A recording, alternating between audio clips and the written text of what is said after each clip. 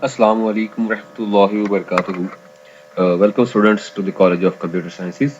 आज का हमारा लेक्चर है, हम बात करेंगे आज लैंग्वेज ट्रांसलेटर्स के बारे में। मैं आपका इंस्ट्रक्टर नाज़िम अली, आपको कॉलेज ऑफ कंप्यूटर साइंसेज के चैनल पर आने पे आपको खुशामदीद कहता हूँ। आज हम जो बात करेंगे वो है जी लैंग्वेज प्रोसेसर्स के बारे में। ये आईसीएस पार्ट 2 का चैप्टर नंबर 8 है और उसका लेक्चर नंबर हम 4 आज रिकॉर्ड कर रहे हैं। तो इसमें हम बात करेंगे लैंग्वेज प्रोसेसर्स या लैंग्वेज ट्रांसलेटर्स के बारे में। लैंग्वेज प्रोसेसर और ट्रांसलेटर एक ही चीज होती है, जो कि लैंग्वेज को प्रोसेस करने वाले होते हैं, या लैंग्वेज के ट्रांसलेटर्स क्या होते हैं। देखिए, इस चीज को समझने के लिए आपको कुछ थोड़ी सी बेसिस का पता होना चाहिए। लैंग्वेज ट्रांसलेटर हमें क्यों चाहिए, हम क्यों हमको जरूरत पड़ती है लैंग्वेज ट्रांसलेटर्स की।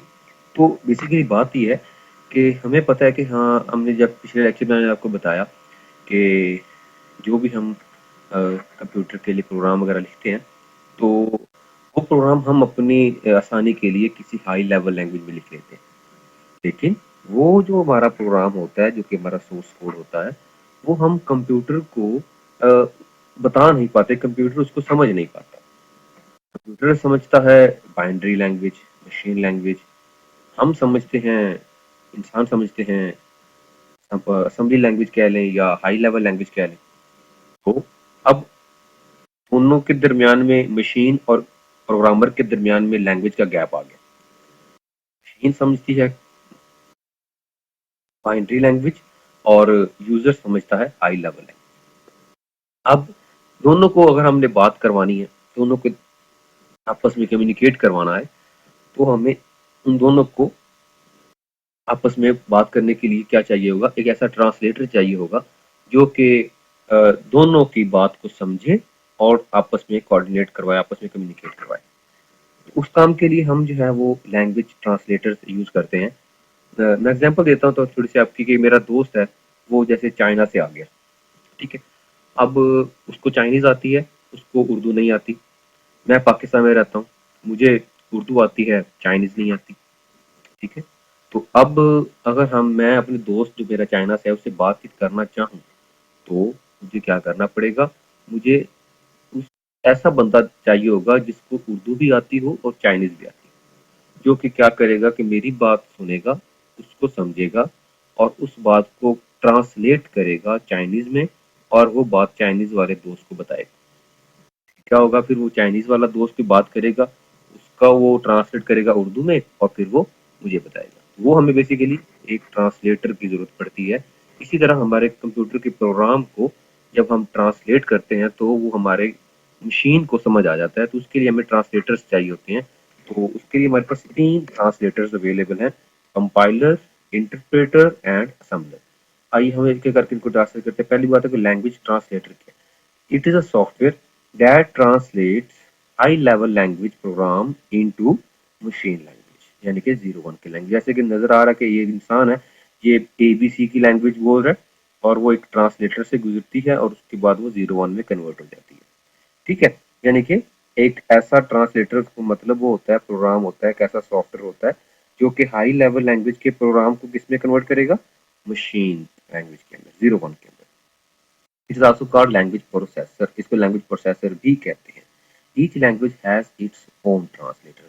अब देखो ना, इंग्लिश लैंग्वेज का अपना ट्रांसलेटर है, उर्दू लैंग्वेज का अपना है, पंजाबी का अपना है, चाइनीज का अपना है, जर्मन का अपना है। सो इसी तरह कंप्यूटर की प्रोग्रामिंग लैंग्वेज जो है वो भी, जैसे सी हो गई, सी प्लस प्लस होगी, जावा, कोबोल, फोर्ट्रान, बेसिक, फास्ट, ये सारी लैंग्वेज का अपना अपना ट्रांसलेटर होता है।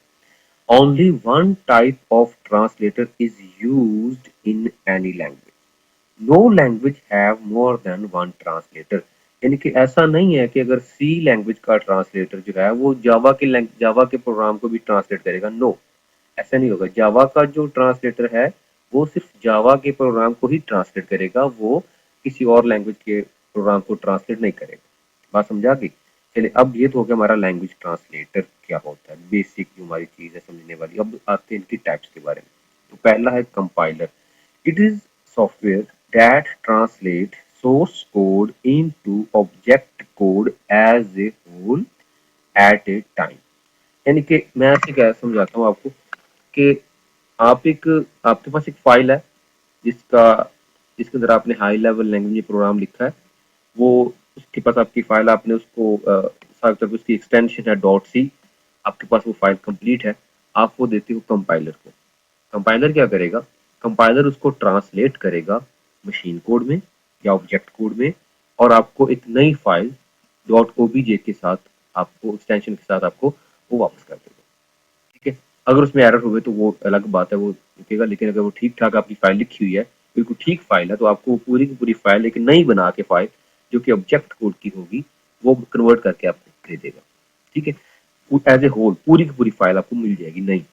It is faster than interpreter, ये इंटरप्रेटर से थोड़ा सा फास्ट है, और आगे इंटरप्रेटर आगे पढ़ाता हूँ। लेकिन उससे पहले आप ये सीख लेना कि ये कंपाइलर बेसिकली फास्ट होता है। It belongs to high level language, ये हाई लेवल लैंग्वेज से ताल्लुक रखता है। ठीक है जी।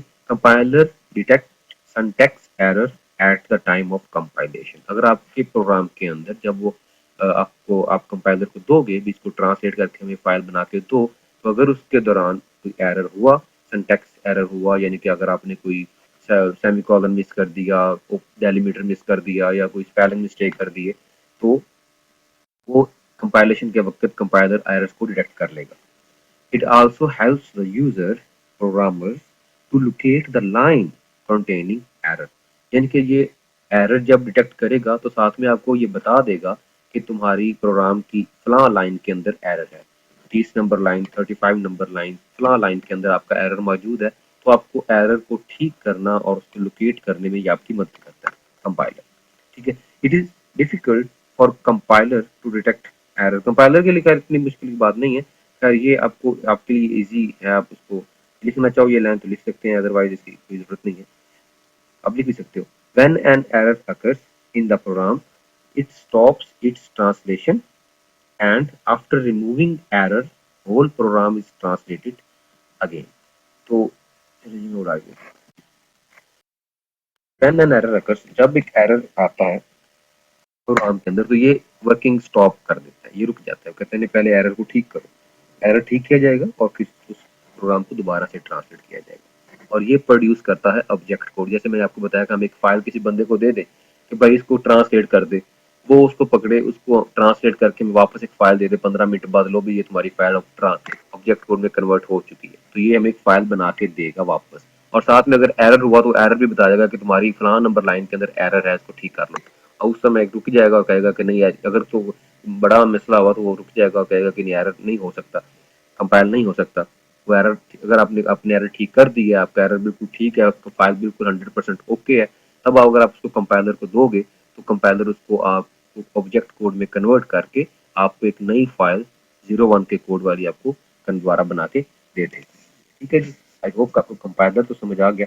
अब आगे बात करते हैं इंटरप्रेटर की। इंटरप्रेटर क्या करता है? इंटरप्रेटर काम तो इनका सेम ही है, यानी कि जो ऑब्जेक्ट कोड का काम है वही सेम इंटरप्रेटर का काम है, क्योंकि बेसिकली ये है तो ट्रांसलेटर्स। इन्होंने ट्रांसलेट करना है लैंग्वेज को, जो कि हाई लेवल लैंग्वेज है, उसको करना है ऑब्जेक्ट कोड के अंदर या मशीन कोड के अंदर। कंपाइलर करता है पूरे प्रोग्राम को एक ही दफा, शुरू से पकड़ा एंड तक, उसको पूरे को कंपाइल किया, उसको ट्रांसलेट किया और उसको नई फाइल बना के दे दी। इंटरप्रेटर ऐसे नहीं करता। इंटरप्रेटर क्या काम करता है? इंटरप्रेटर करता है कि it is also language translator that translate source code into object code statement by statement. यानी कि ये आपके प्रोग्राम को ट्रांसलेट करेगा आपकी एक एक लाइन करके। ठीक है जी, एक स्टेटमेंट पकड़ी, उसको चेक किया, उसमें एरर फाइंड किए, अगर एरर नहीं है तो उसको ट्रांसलेट करेगा, एग्जीक्यूट करेगा, फिर अगली लाइन के ऊपर आएगा। ठीक है, one by one. It is slower than compiler, इसीलिए तो स्लो है। It is also belongs to high level language, ये भी हाई लेवल लैंग्वेज से ताल्लुक रखता है। ये लाइन क्यों आ रही है बार बार? दूसरे ऊपर वाले में भी आई थी कि it belongs to high level language, compiler में भी आई है, इंटरप्रेटर में भी आई है। अगर असेंबलर पढ़ोगे तब समझ आएगी। It detect syntax error at the time of compilation, ये भी एरर डिटेक्ट करता है कंपाइलेशन के वक्त। It is easy for the interpreter to detect error as compare to compiler. Compiler की निस्बत इंटरप्रेटर में एरर फाइंड करना आसान है। कैसे? ऐसे कि जब आप ट्रांसलेट कर रहे होते हैं तो आपकी एक एक लाइन जब तक वो करेक्ट नहीं होगी तब तक आपका प्रोग्राम आगे चलेगा नहीं। ठीक है, तो कंपाइलर ने तो क्या करना था, कंपाइलर ने आपकी पूरी की पूरी फाइल को पकड़ा, ट्रांसलेट किया, दे दिया और बाद में बता दिया भी तेरी फलाना नंबर लाइन में एरर है। फिर आप वहां पे जाओगे, उस लाइन पे जाकर उसको ठीक करोगे, फिर कंपाइल करोगे, फिर चेक करोगे। लेकिन इंटरप्रेटर आपको उस वक्त तक आगे जाएगा ही नहीं जब तक, क्योंकि इसने चलना है सिर्फ आपने आपके प्रोग्राम को चला के दिखाना, एक एक लाइन करके, ये भी ठीक है, ये भी ठीक है, 3 नंबर लाइन पे एरर है, रुक जाएगा, कुछ भी नहीं करेगा, फौरन स्टॉप हो जाएगा, आपको कहेगा इसको पहले रिमूव करो फिर मैं आगे जाऊंगा। ठीक हो गया। तो it detects syntax error at the time of compilation. It is very easy for the interpreter to detect errors as compared to compiler. When an error occurs, interpreter stops its translation and after removing translation resume. जब आप पहले ये रुक जाएगा जब error आया, फिर आप उस एरर को रिमूव करोगे, एरर को रिमूव करने के बाद ये दोबारा से फिर ट्रांसलेशन शुरू करेगा। It also produce object code, ये भी ऑब्जेक्ट कोड देता है, लेकिन ये हमें ये बेसिकली इट आल्सो इट, ये लाइन ऐसे नहीं है, नॉट प्रोड्यूस ऑब्जेक्ट, ये ऑब्जेक्ट कोड हमें नहीं देते, ये एक एक लाइन करके हमें सिर्फ प्रोग्राम जो है ना वो हमें एक एक लाइन करके कंपाइल करके दे देगा, हमें वो ऑब्जेक्ट कोड नहीं देगा। देन आता है असेंबलर। असेंबलर है जी लो लेवल लैंग्वेज के साथ ताल्लुक रखता है। ठीक है, जैसे ऊपर वाले ये इंटरप्रेटर और जो कंपाइलर है ये हाई लेवल लैंग्वेज से ताल्लुक रखते हैं, लेकिन जो असेंबलर है ये लो लेवल लैंग्वेज से ताल्लुक रखता है। क्यों? क्योंकि मशीन लैंग्वेज के बाद एक स्टेप ऊपर असेंबली लैंग्वेज आती है। It is software that translate assembly language program into machine language. ये किसी और लैंग्वेज को ट्रांसलेट नहीं करेगा, ये सिर्फ और सिर्फ ऐसा प्रोग्राम जो कि लिखा जाएगा असेंबली लैंग्वेज के अंदर, सिर्फ उसी प्रोग्राम को ये ट्रांसलेट करेगा मशीन लैंग्वेज के अंदर। That's it. तो a program written in assembly language like first.asm, उसको मैंने असेंबलर को दिया, असेंबलर ने उसका मुझे एक ऑब्जेक्ट कोड बना के दे दिया, साथ साथ उसकी फाइल का नाम है कहते हैं जी, ये फाइल का नाम है चले FIRST फर्स्ट डॉट ओ, ये हमारे पास नेक्स्ट आ गई, असेंबलर ने हमें फाइल बना के दे दी।